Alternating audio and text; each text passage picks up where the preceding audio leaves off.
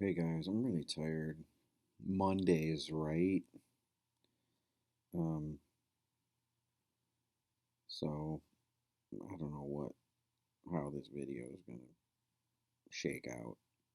If I nod off in the middle in the middle of it, just I'll come to eventually and finish the video.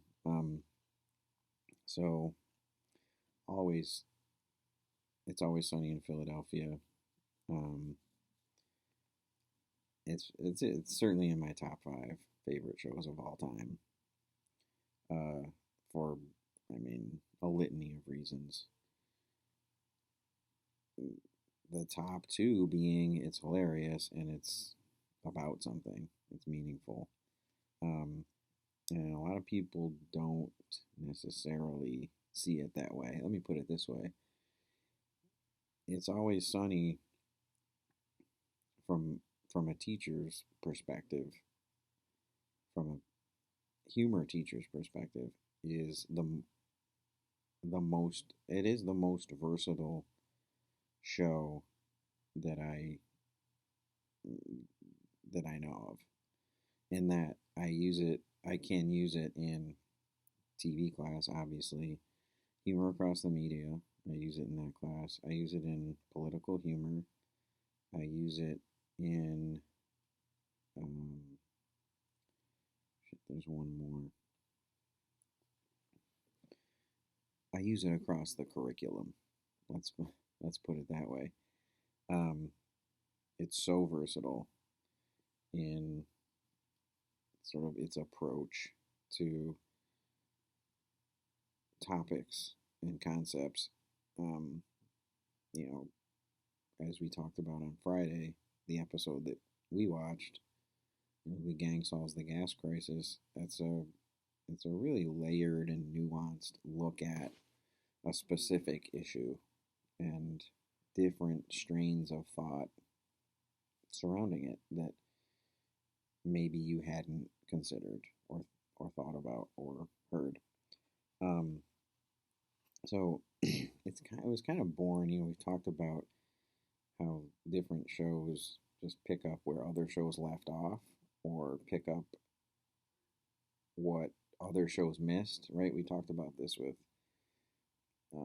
Cosby Show, and then Be- Cosby Show begat The Fresh Prince and things like that.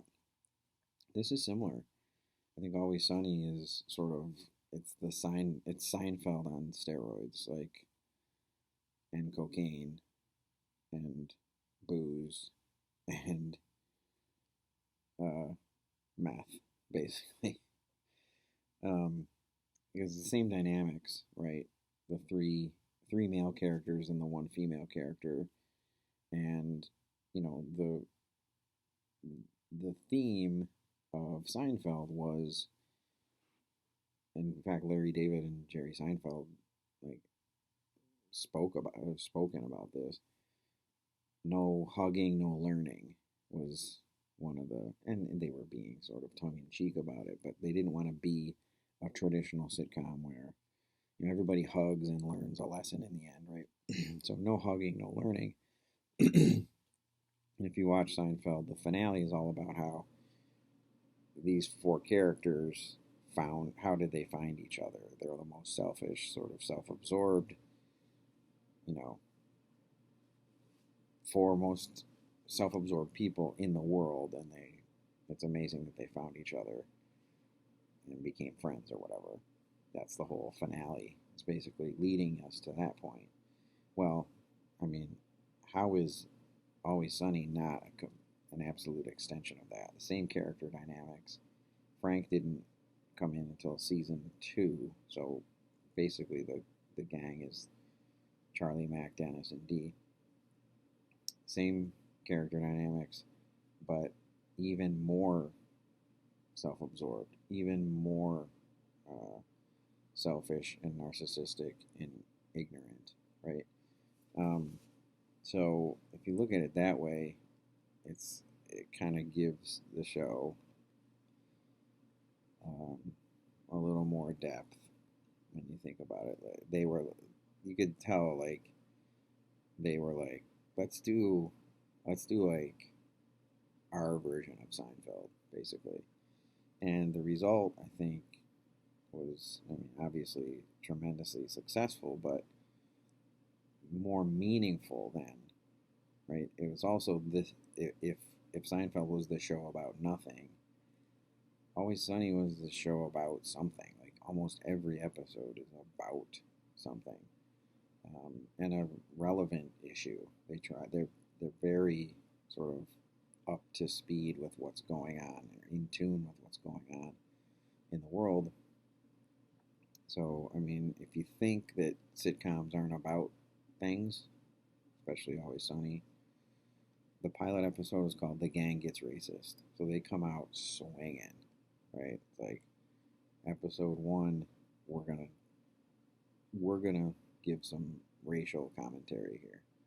Episode two is like Charlie gets an abortion, Charlie gets cancer, like all. I mean, and it's pretty steady throughout the entire run of the series, which is like 13 or so episodes, like, or seasons, and they cover tons of ground: gun control, North Korea, China, Me Too. They do a lot of stuff about race. They do a lot of stuff about sexuality. Um, all these, they do stuff about religion, um, and it's a consistent thread throughout that this is more than just dick jokes. Um, yeah, they have some episodes that are just like rampant silliness, but pretty much every episode, majority of the episodes are this very intricate blend of kind of and dark humor and satire that, you know, it really works, I think. And I say this all the time: the stupider the better with comedy in this case. Like the stupidity makes it easy to write off Always Sunny, but it also, if you have any sort of foresight or vision, it opens up this. It's sort of like, um, yeah, the Chronicles of Narnia or something, where you open up, it's just a wardrobe. It's like, who cares? Just fucking just closing it. But then once you open it up and you push through that, it's fucking Narnia. Like that's what Always Sunny is. The facade of that silly, obnoxious, loud humor. Ooh, it's it's sort of throwing you off the scent of what these episodes are really about. And it's a metaphor for humor in general. Right? I'm a big believer in we stand to learn the most from the things we take for granted. And what do we take more more granted of for than TV, TV comedy, right? Nothing, probably. So as soon as you start to look and you start to mine these sources for meaning, it becomes really fulfilling when you and rewarding to watch. Um, so the show itself, versatile, topical, meaningful, and I think it's because it's stupid. I always say this about Blazing Saddles, which is Mel Brooks's masterpiece film. Um, it's funny. It's funny because it's meaningful, and it's meaningful because it's funny. If that makes any sense. I feel that way about Always Sunny as well. So just in general, in every episode, like the gang, which is the five main characters, right? Frank, Dee, Dennis, Mac, and Charlie. They really represent, I think, they are a metaphor for America. They are the general public, right? Loud, obnoxious, ignorant, selfish, lacking any moral compass or seeming self-awareness, right? I think that's how they constructed it, is to be like everything that they encounter is the way that we generally as a country approach it, as a society, basically. Obviously you can't blanket everybody, but I think if you're looking at, like, for the outside looking in, like, Always Sunny is what the world thinks of us. All of those adjectives I just listed, right? Um, and what's interesting is the ways in which they interact, because there's always an issue or a problem or a beef or whatever it is in every episode. And generally the first couple minutes of the episode is the five main characters deciding which side they're going to take about whatever issue it is, based on mostly irrelevant, self-serving factors for the most part. But that's always interesting to me too. Sometimes it'll be Dee and Charlie, and sometimes it'll be Mac and Frank, and sometimes it'll be Mac, Dennis, and Frank, and sometimes it'll be, Mac and Dee, and then it'll be Dee by herself, and then it'll be Dennis and Charlie, and like all this, like, that allows for some depth of perspective on whatever issue it might be. And in this case, I think it's similar. It works in that way in this episode about the gas crisis. But if you keep that in mind, you see it through that lens, it starts to chip away at you a little bit. If you understand that they are America, you're just like, you know, especially, for instance, the scene at the bank, right? They go in and they have assumed that they're going to be talking to a man and make all these stereotypical sexist assumptions, and they look like fucking idiots. I mean, basically, they're all standing there with their shirts off at the end of the scene. Like, that's a perfect example. Like, all that is satirical analysis of basically American culture, I guess. So this episode, I think it's just a great allegory about the Bush administration, the Iraq War, the search for weapons of mass destruction, torture, or the xenophobia that sort of came in the wake of 9/11, like all that. I mean, if this is a sitcom we're talking about, and all of those things are just sort of, roiling uh, throughout this episode. So the Mac, or the Frank and Dee storyline is, right, sort of pointed that towards the xenophobia way, and how our nation kind of reacts, and it's a subtle criticism of the Patriot Act, and how kind of ridiculous that was in the fallout of 9/11, how they kind of slipped that by us, stripped us of a lot of our privacy and freedoms. Ooh, burpee. Right.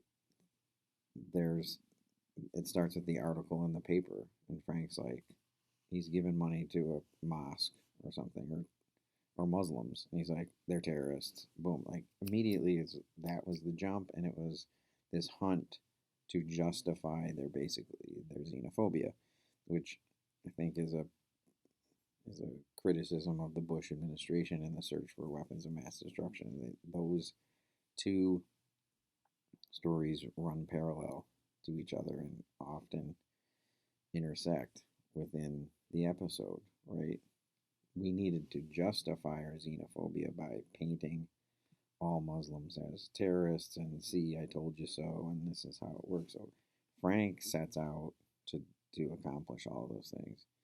And it's no surprise. It should come as no surprise that he he maybe it was a surprise because you didn't expect to see someone being waterboarded on a sitcom, but the whole waterboarding scene is obviously a criticism of the Bush administration's torture policies and things like that, showing the fallacy of torture, like how it doesn't work. Dees literally says, like, I'll tell you anything you want to know, right?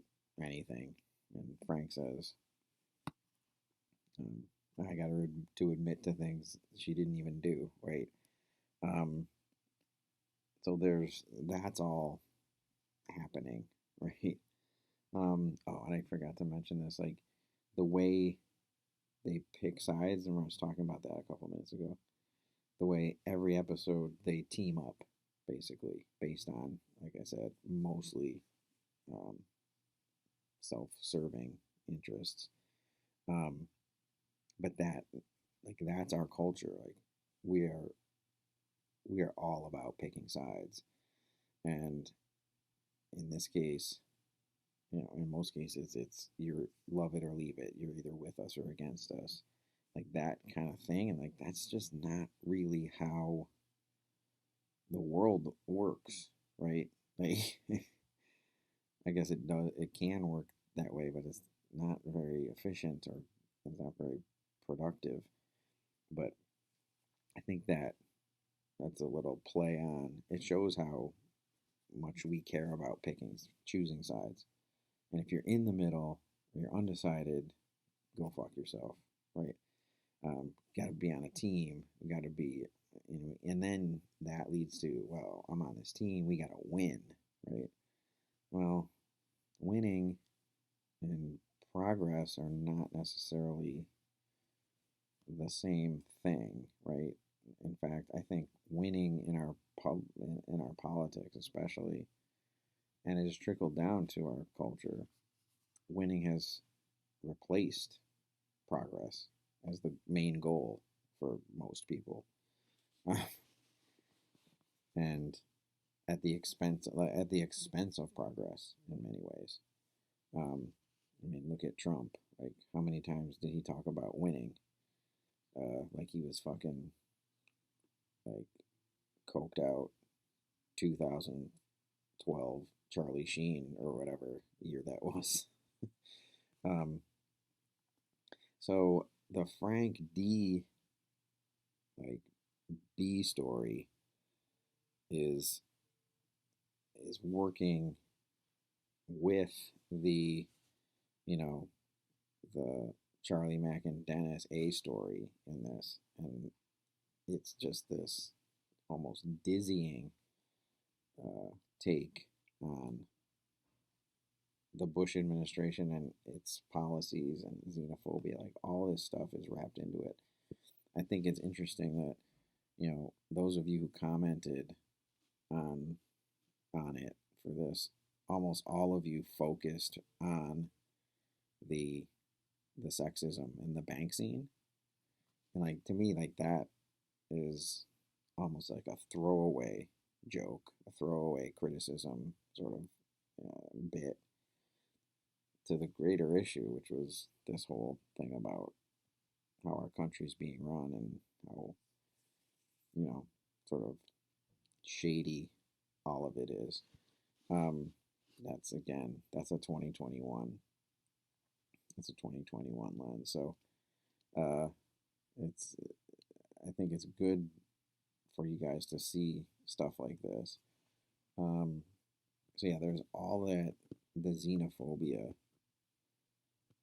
and it's, I mean, it's rampant, right? And Frank more than anybody, um, and looking for things that aren't there, right? Planting the bug, that's Patriot Act stuff, putting the fertilizer in the box cutter, and so and that all that was to get money, right? So there's American greed also involved in this. Both sides of this episode were driven by this need to, right? to just selfish greed. Um, the show generally takes on issues from a multitude of perspectives, with each, like I said, like, and how those blend together, like with each character and how they pick sides. Usually, um, it usually opens itself up to more than just the standard left right arguments about these issues. I think that's the strength of the show, is that it tries to give you maybe a third or a skewed version of one of the left or right, and I think it calls out both sides equally too, um, in their pursuit of uh, these issues or whatever it is. Um, so there's so much that happens in the episode that points to this satire. Um, Charlie turns into a George Bush sort of parody with the bolo tie and the southern accent and the big cowboy hat, and cutting the brakes and pulling the wild card and jumping out. Like, that whole thing is, you know, pointing to he's this sort of Bush character and he's an idiot. Um, uh, and Bush's whole cowboy fucking persona that he liked to flash every once in a while. Um, so the takeaway, I think, from this episode, forget all that stuff, is what the takeaway is: the guy who bears the brunt of all of this fucking bullshit, of all this greed, of all of this deception, all the lies, of all the torture, of all the xenophobia, of all um, the sexism, like whatever it is, who bears the brunt of it? Just an innocent bystander, you and me, right? Somebody who had nothing to do with any of it gets his house broken into, gets bugged, gets mistaken for uh, he's mistaken for Bruce, who is Dean Dennis's dad, who has all the money. He's giving it to Muslims. He's mistaken for a Muslim. His car is blown up. And like that, I think, is sort of the aha moment that you're supposed to have with this episode. Is like, all this shit is going on, and everyone in that involved in the shit walks away pretty much unscathed. Or Max has a burned face and a towel hat, but the guy who gets fucked in the end is the one who's just wants to live his life and watch golf and not have his car explode in a ball of fire. So, like, that is like that final scene when that it all comes to a head and you see it, you're like, oh, you're supposed to say, oh shit, like, as a result of all this shit, I'm the one who not suffers, but you know what I mean, like, bears the brunt of this kind of government, this kind of these policies, uh, these sentiments. I'm I'm the one who kind of is left holding the bag, I guess. Um, so that's the episode from a cursory look. Comments, again, a lot of you, most of you, focused on the bank scene, which was just a small part of the show. Yes, I don't disagree with your points about it, but I liked how Summer framed it, right? Their sexism, I mean, it's so obnoxious, right? Exaggeration to the point of realization. Um, which kind of Thomas kind of pointed to that too. Like it's so ridiculously over the top. Like certainly nobody exists that would do the big-breasted woman chart, that would take their shirts off, and like the whole thing is so over the top that you're supposed to realize how ridiculous that kind of point of view is, that kind of sexism is. Um, so, and I think that is one of the consistent functions of especially Mac, Dennis, and Charlie when they're together, is their sexism is being made an example of for most of the show, because it's especially their the way they treat D, right? Um, it's it's funny, but you know, it's very clearly, an exaggerated point to make a point, right? To the point of realization. Um, so yeah, in that scene too, it's specifically in there to make an example of their sexism. And the woman behind the desk is like, my boss is a woman. So, you know, she's not like, oh my God. She's like, wow, these guys are rough. Yeah. Um, so I like that. And Summer also brought up this idea, and I think it rolls into my whole theory that they are this metaphor for America. They never learn and they never grow. It's also a tie back um, to Seinfeld, that Seinfeld ethos. Um, they never learn, they never grow, ever, because they're so self involved, and, you know, they're more concerned with being right than making progress. It's another tied in with the whole winning thing and picking sides and all that kind of stuff. So, yeah, they don't. Like, they're doomed to stay in this existence until they, you know, stop being complete assholes, I guess. I guess. Um, and then Eric brought up the point that the show's not really afraid to offend anybody.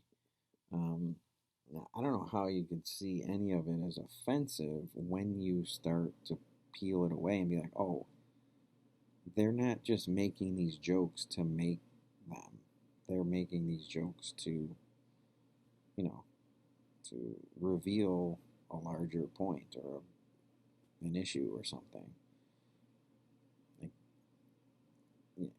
we've talked about this semester. You have to establish the stereotypes, tear them down. Same thing with, you know, all this kind of stuff. You can't just, right, wish it away. It's gonna get dirty and ugly, right? Um, and the show frequently is, like I said, it's every show is there's screaming matches and everybody's pissed and fucking entitled and it's just all this stuff. Like those are not so subtle commentaries on the way this country sort of runs itself. Um, and then finally, Jackie. Um, Jackie sort of broke down the whole choosing of the teams. Like I'm the brains, you're the looks, wild card, adding the useless chick, and Frank's the muscle. Right, the whole Scooby Doo A Team Ghostbusters dynamics. Of course, they're basing these types of decisions off of TV and TV shows and movies. But I think Jackie made a good point. Like it's also emblematic of the way we as a culture love to reduce people to one thing, right? Well, you're just the brains, right? Mac or Dennis tries, he's like, actually, I think I'm the brains and the looks. And Mac, you're like, and they're like, no, that's not how it works. Everything works best if you are just, if everyone is one thing. and you just do that one thing. And that's how we define you, and that's how we understand you. And it clearly doesn't work that way, but that's how they think. And that is largely how our culture thinks, and, or at least it seems to be a desire for our culture to reduce people to a singular characteristic. Um, Regardless of how sort of diminutive that can be to, just humanity, I guess. Um, so there's that. Always Sunny. Plenty of episodes if you're feeling up to it. Pretty sure it's on Hulu too, so maybe binge it. I don't know.